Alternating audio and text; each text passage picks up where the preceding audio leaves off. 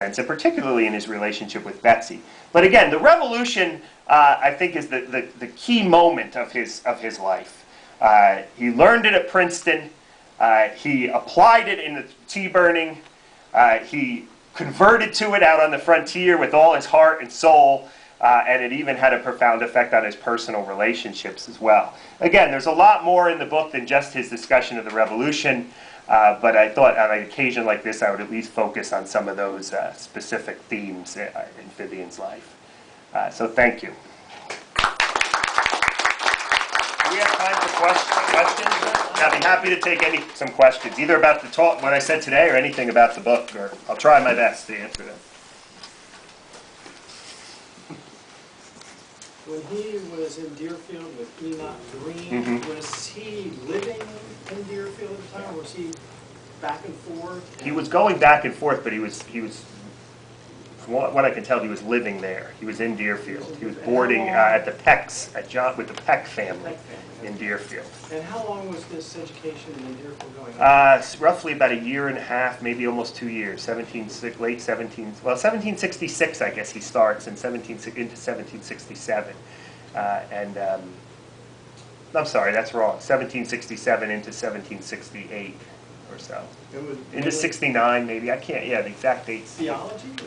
Yeah, it was large, well, not as much theology as it was Latin and classics, because those were the things, and a little bit of math, and those were the things you needed to enter he entered into the junior class at Princeton.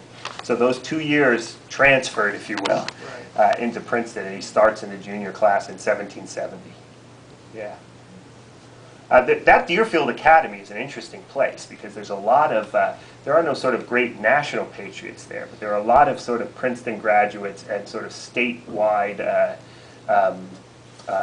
political figures that actually pass through there. Joseph Bloomfield, for example, who is actually the lawyer that defends the tea burners, was a graduate of that academy. Richard Howell, future governor, goes through that academy, who actually was Anglican, not Presbyterian. One of my favorite parts of the book is Richard Howell is one of the tea burners. He's one of the ones who actually we have records from the court records that he was convicted of the crime of burning tea, and Joseph Bloomfield is his lawyer. Both of these guys are going to become governors of New Jersey. One's going to be a Federalist, though, and one's going to be a Republican, down the road.